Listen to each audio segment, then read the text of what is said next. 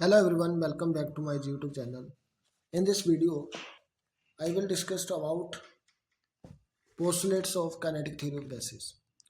इसका first postulates क्या है? A gas consist of large number of molecules. इसका मतलब है कि गैस जो है, चाहे वो हाइड्रोजन गैस है चाहे हीलियम गैस है, यदि उसको एक कंटेनर के अंदर फिल किया हुआ है तो अगर आपने मान के चलो इसके अंदर हाइड्रोजन गैस फिल की हुई है, let us suppose this one is the hydrogen gas.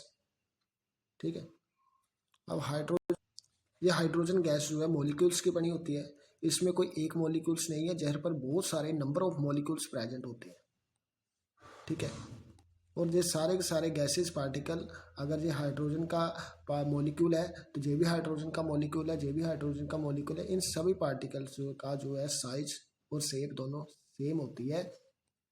ठीक है, इसमें यदि हाइड्रोजन की गैस फिल की है तो हाइड्रोजन के ही बहुत सारे मॉलिक्यूल्स मिलेंगे और जो मिलके ये हाइड्रोजन गैस बनी होगी।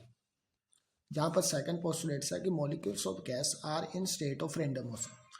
अब जो मॉलिक्यूल्स जो है, इससे ठीक मैंने पहले वीडियो बनाई है, उसमें मैंने डिस्कस किया रैंडम मोशन के बारे में। इसमें क्या होता है, जो गैस के मॉलिक्यूल्स है ये कॉन्टिन्यूसली मूव कर रहे हैं in without any fix direction, अपनी आप से जहाँ भी चाहे ये मूव कर रहे हैं। और ठीक है, तो मीन्स ये एक तरह से रैंडम मोशन कर रही है। नेक्स्ट जो है, size of the gas molecule is very small as compare to distance between them. कि जो मॉलिक्यूल्स का गैसेस मॉलिक्यूल्स का जो साइज है, मीन्स ये सारे गैस के मॉलिक्यूल्स है, अब इनका जो साइज देख लो, ये वाला साइज, ये वाला साइज, ये साइज बहुत ही स्मॉल होता है। किसके कंपेरेबल में? यदि इन दो मॉलिक्यूल्स का बीच का डिस्टेंस देखे, इस डिस्टेंस के कंपेरेबल में ये वाला जो साइज दिख रहा है मॉलिक्यूल्स का, ये बहुत ही स्मॉल है। इसका ये कहने का मतलब है, क्योंकि स्पेसिंग ज़्यादा होती है गैसेस के पार्टिकल्स के बीच में। फोर्थ पोस्टुलेट्स क्या बोलता है कि the molecules undergo perfectly elastic collision with each other and with the walls of the container.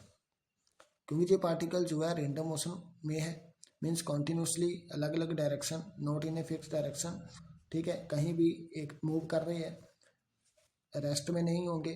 तो हो सकता है ये वाला पार्टिकल इसके साथ कोलाइड करे, ये वाला इसके साथ, ये वाला इसके साथ, ये वाला फिर इसके साथ कोलाइड करते हुए ये मीन्स एक दूसरे के साथ लगातार ये क्या कर रही है, ये सारे के सारे मॉलिक्यूल्स क्या कर रहे हैं बेटा, कोलाइड कर रहे हैं।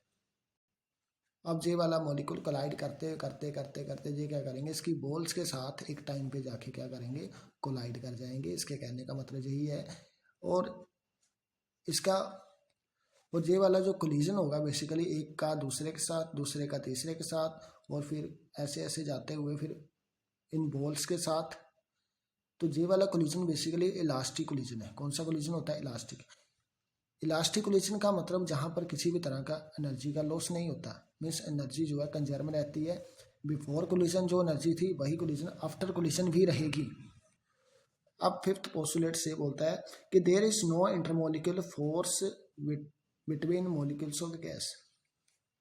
अब जहाँ पर जो ये आपको पार्टिकल्स दिख रहे हैं, जहाँ फिर मॉलिक्यूल्स दिख रहे हैं, इनके बीच में कोई भी फोर्स ऑफ अट्रैक्शन या रिपल्सन नहीं होता है। मीन्स ये वाले postulates kinetic theory of gases है, इसमें कंसिडर किया जाता है कि जो पार्टिकल्स के बीच में कोई भी फोर्स ऑफ अट्रैक्शन और रिपल्सन नहीं होता है, तभी हम काइनेटिक थ्योरी ऑफ गैसेज को डीपली, गैसेज के पार्टिकल को या उनकी स्टडी, हम प्रॉपर्टीज़ को डीपली स्टडी कर सकते हैं। और जो लास्ट पोस्टुलेट्स है कि effect of gravity is negligible, जहाँ पर ग्रेविटी का इफेक्ट जो है नेग्लिजिबल देखा गया है, क्योंकि जो गैसेज के पार्टिकल्स होते हैं ये बहुत ही स्मॉल होते हैं।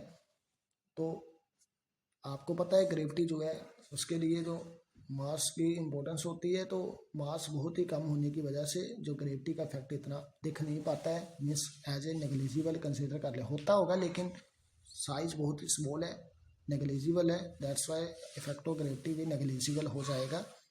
थैंक्स।